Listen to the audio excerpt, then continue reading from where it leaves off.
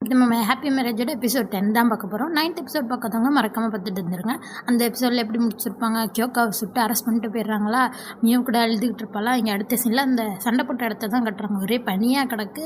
பார்த்தா அந்த பனியிலேருந்து ஏதோ வெளில வருது. என்னன்னு பார்த்தா கியோக்கா வந்து மியோக்கு ஒரு மேஜிக் பேப்பர் கொடுத்துருப்பான் தெரியுமா, ஏதாச்சும் பிரச்சனைனா இதை யூஸ் பண்ணு அப்படின்னு சொல்லிட்டு. அந்த பேப்பர் தான் வெளில வந்து அது ஒரு குட்டி பையனாக மாறுமா. அந்த குட்டி பையன் எழுந்திரிச்சிட்டு வேறு வழியே இல்லை, நான் தான் எல்லாத்தையும் பார்த்துக்கணும், நான் தான் அவளை வழி நடத்தணும் அப்படிங்கிற மாதிரி சொல்கிறான். இங்கே அடுத்த சீனில் நம்ம மியோ தான் கட்டுறாங்க. இப்போ தான் மியோ எந்திரிச்சோன்னே பாட்டிக்கிட்டே கேட்குறா, என்னாச்சு கியோக்கா எங்கே இருக்காரு அப்படிங்கிற மாதிரி கேட்குறா. அவள் பேசிக்கிட்டு போய் அக்காவும் டக்கக்குறாவும் வந்துடுறாங்க. அக்கா வந்தோடனே மியோ கட்டி பிடிச்சிக்கிறாங்க. மியோ அழுவுறா.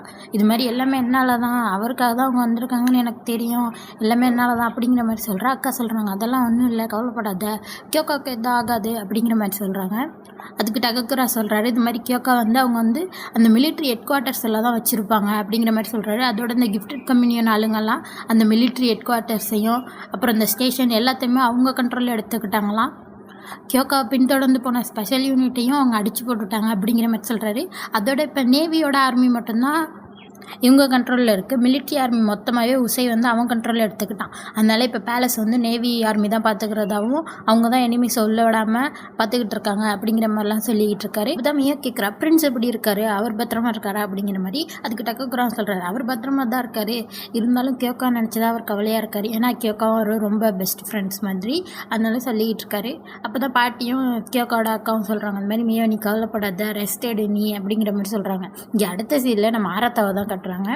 இவன் இப்போ வந்து அந்த கிஃப்டட் கம்யூனியனோட ஆளுங்களோடையே சேர்ந்துட்டான்.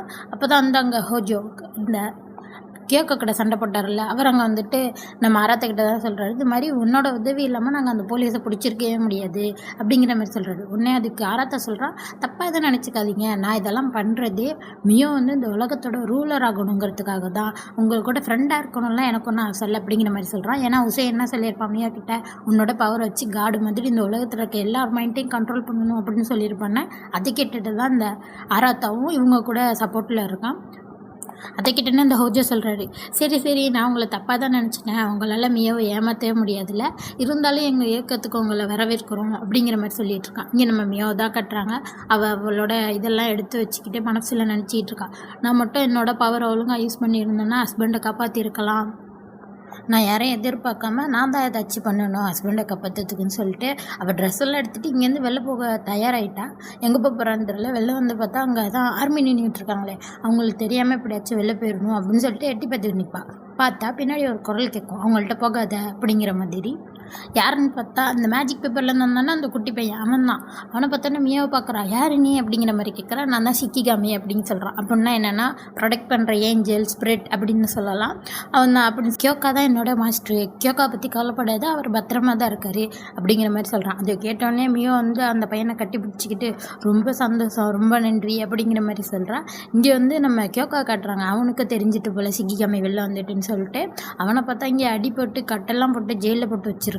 அவன் சொல்கிறான், நான் வர வரைக்கும் அவளை பத்திரமா பார்த்துக்கோ அப்படிங்கிற மாதிரி சொல்லிட்டு இருக்கான். இங்கே திருப்பி நம்ம மியோவை கட்டுறாங்க. அந்த குட்டி போய் கேட்குறான், இப்போ நீ ஓகே தானே அப்படிங்கிற மாதிரி. மியோ வந்துச்சு, ஓகே தான், இப்போ கியோக்கா பத்திரமா இருக்காருன்னா நிச்சயம் நான் அவர்கிட்ட போகணும் அப்படிங்கிற மாதிரி சொல்கிறான். உடனே அந்த குட்டி போய் சொல்கிறான், நான் சொல்கிறதே உனக்கு புரியாதா அப்படின்னு சொல்லிட்டு, இது மாதிரி முதல்ல உனக்கு யார் உதவி செய்வா, அப்புறம் எனிமீஸை பற்றி நீ நல்லா தெரிஞ்சுக்கணும், நீ தனியாலாம் போய் அங்கே ஒன்றுமே உன்னால் பண்ண முடியாது அப்படிங்கிற மாதிரி சொல்கிறான். மியோ அதை கேட்டுட்டு ஆமாம் அப்படிங்கிற மாதிரி சொல்கிறான். இப்போ நம்ம ஃபஸ்ட்டு உசுபா ஃபேமிலி கிட்ட போவோம், அதாவது இவளோட ஃபேமிலியை தான் சொல்கிறான். அங்கே உனக்கு நிறைய பேர் உதவி செய்ய காத்திருக்காங்க அப்படிங்கிற மாதிரி சொல்லிட்டு திரும்பி பார்க்குறோம். பார்த்தா டக்கக்குறாங்க தான் நிற்கிறாரு, இவங்களுக்கு உதவி செய்ய தான் வந்திருக்காரு. அவர் வந்துட்டு மியோ ஒரு சீக்ரெட் டனலில் கூட்டிகிட்டு போயிட்டுருக்காரு. ஏன்னா பேலஸை விட்டு வெளில போகணும் இல்லையா, அதனால தான் கூட்டிகிட்டு போயிட்டுருக்காரு. பிரின்ஸு தான் அந்த மியோவை கூட்டிகிட்டு போகிற சொன்னதாகவும் சொல்கிறாரு.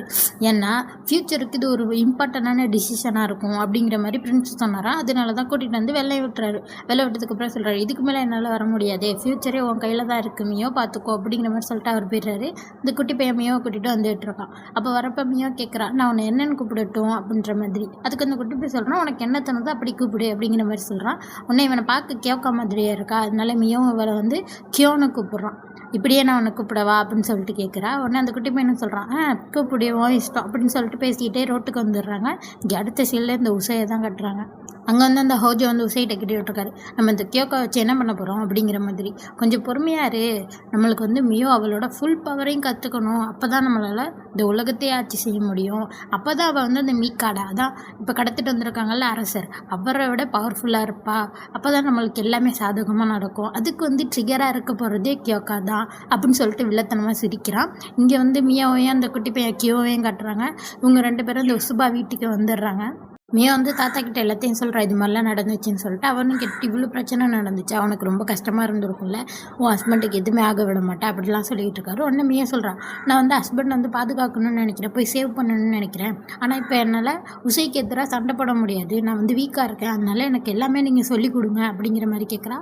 தாத்தாவை பார்த்து சிரிச்சிட்டு, மியோ இது மாதிரி நம்மளுக்கு ஸ்ட்ராங்கான பவர் இருந்தால் மட்டும் நம்மளால் எல்லாத்தையுமே சரி பண்ண முடியாது, நீ வந்து உசை மாதிரி ஆயிடக்கூடாதுன்னு தான் நான் நினைக்கிறேன், புரியுதா அப்படிங்கிற மாதிரி சொல்லிட்டு, இந்த உசையும் ஆராத்தாவும் செய்கிற எல்லா தப்புமே அவங்களுக்கு இருக்க பிரச்சனையால் தான், இதுக்கு எல்லாமே ஒரு விதத்தில் இந்த குடும்பத்தோட ஹெட்டாக நானும் பொறுப்பாவேன் அப்படிங்கிற மாதிரி சொல்கிறாரு. உடனே அதை மியோ கேட்டுட்டு, சரி அப்படி என்ன தான் பாஸ்ட்டில் இந்த உசுபா ஃபேமிலிக்கு நடந்துச்சு அப்படின்னு சொல்லுங்கள் அப்படிங்கிற மாதிரி கேட்குறா. அவரும் அந்த பாஸ்ட்டில் என்ன நடந்துச்சுன்னு சொல்ல ஆரம்பிக்கிறாரு.